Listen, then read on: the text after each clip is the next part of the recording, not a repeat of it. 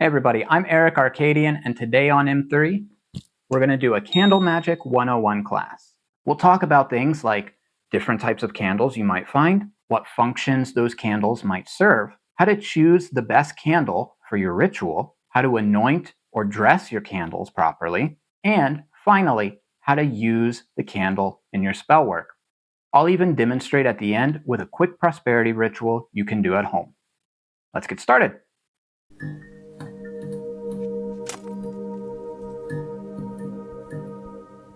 You're going to encounter a lot of different types of candles on your magical journey.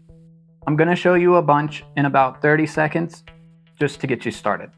Chime candles, also called ritual candles or spell candles. Birthday candles, novena, tea candles, tea candles, votives, taper candles, pillar candles, cat candles, cat candles, and skull candles. And that's just the beginning. There's plenty of other types of candles out there. When you're using candles, there's a few other things that come in handy too. Where's my goddamn lighter? A lighter. This is my preferred way to light candles. Matches can definitely light candles too, but some people have a bit of a bias against using them. And here's why. The head of a match contains chemicals such as sulfur, which may or may not vibe with what you're trying to accomplish. Sulfur is frequently used in banishings, so it might not be the best choice for your candle that represents a god, goddess, spirit, or concept that you're trying to invoke. They do look cool though. A candle snuffer, you're going to want one with an articulating head. This will let you properly reach into things like novenas to put the candle out. A bowline, or something to carve the candle with. In my tradition, we never use athames to carve the candle. We use our white-handled knife or bowline. You can use whatever works best for you. Candle holders, or a glass plate. Remember, be cool about fire safety. And finally, you might want to have some herbs and oils on hand. In our coven, a typical ritual includes a variety of different candle types, even if we're not doing candle magic. We like to use white novenas on the altar to represent our god and goddess. These particular ones have probably been through like 20 or 30 rituals. They've been around for a while. We also use novenas for our quarter candles. This one is blue, so it goes with the west. We use yellow for east, red for south, blue for west, and green for north. Your tradition may use different colors, and that's okay. If you're going to go really old school, you might also use a candle on the altar for light. These days, we usually use technology. I hate it when this happens.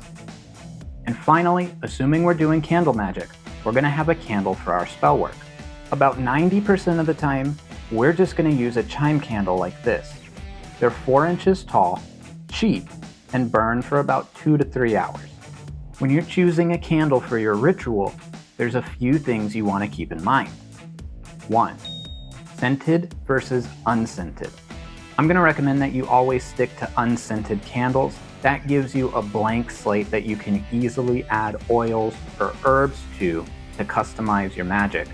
Additionally, a lot of scented candles are made with synthetic scents, which some people think might offend the spirits. 2. Burn time. When planning your candle magic, it's very important to consider how long you want the candle to be burning for.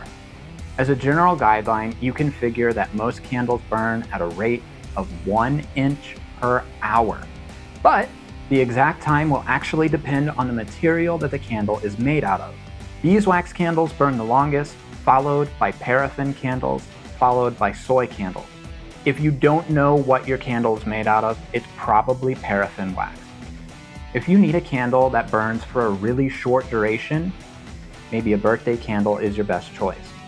Again, I find that these chime candles usually burn for about 2 to 3 hours, so it's important for me to consider what I'm going to be doing for that amount of time. Usually the first hour of that might burn down in ritual, and then for the following hour or so, where am I going to be? Am I going to need to leave the house? Am I going to be sitting, meditating with the candle? Am I going to be able to put it in a safe place? Never, ever, ever leave a burning candle or any type of flame unattended in your house.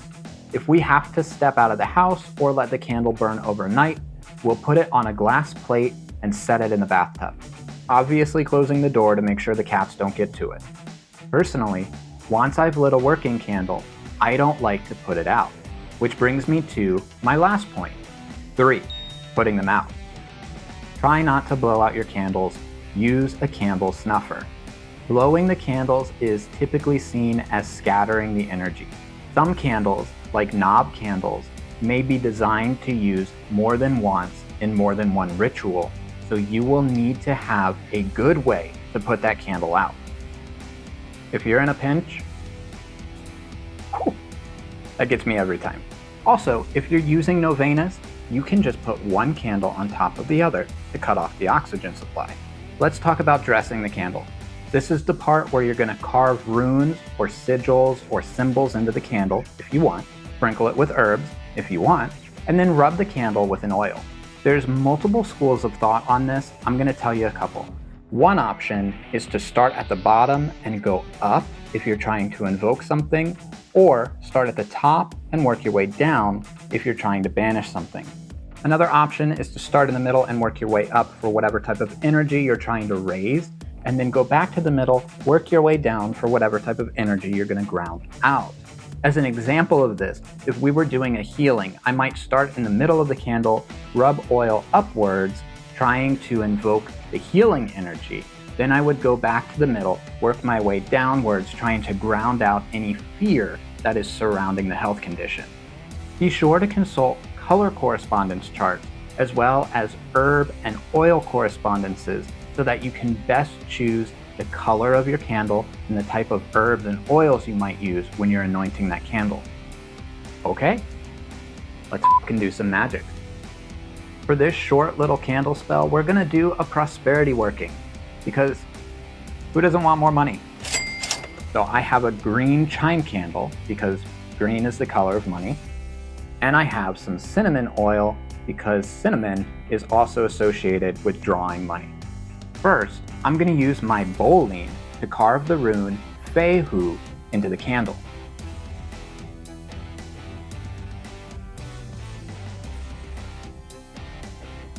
Fehu is a rune from the Elder Futhark alphabet, and it's frequently associated with wealth or increasing something, so it's very appropriate to use here, but you could use a $ or a personal sigil that you design. If you're into rhyming or chanting, you can use this little spell. Air, water, earth, and fire, bring the money I desire. Air, water, earth, and fire, bring the money I desire. Air, water, earth, and fire, bring the money I desire. It took me approximately 15 seconds to come up with that, so if you have something better that you've written, please share it in the comments below. Now we're going to dress the candle with oil. I've got my cinnamon oil here. I'm just going to get a little bit on the tips of my fingers. And since we are trying to raise or manifest or invoke an energy, I'm going to start at the bottom of the candle. I'm going to work my way up. I'm going to get a little bit more oil. And if you're doing this as a group, you can each take turns passing it in a clockwise direction until the candle's fully covered with oil. I'm going to smell like cinnamon for the rest of the day now, and I think I'm okay with that.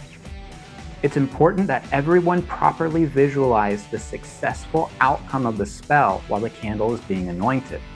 Okay, I'm going to go ahead and secure this candle to this glass plate. And to do that, I'm just going to melt the bottom a little bit and then stick it down.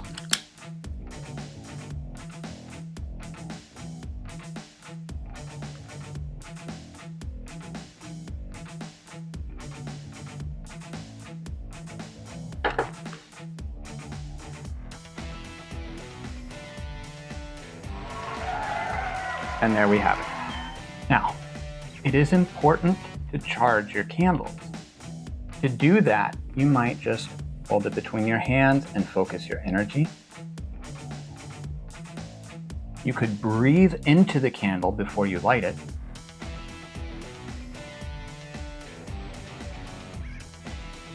But remember, you can charge things with music too. Hang on, it might be broken. Let me try again. There we go. Okay, my candle's all charged up now. I used my guitar, but you could use drums, singing bowls, tuning forks. You could sing to it. Whatever way you can make music will work. And as the final step, we're gonna light the candle and send the energy out.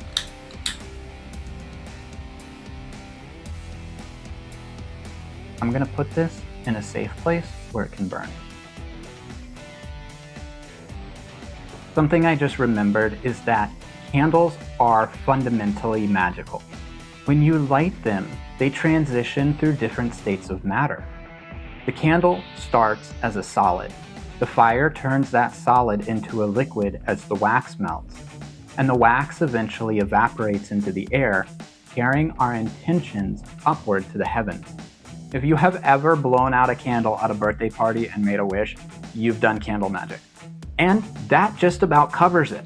You can use all the information in this video to come up with cool Candle Magic rituals on your own.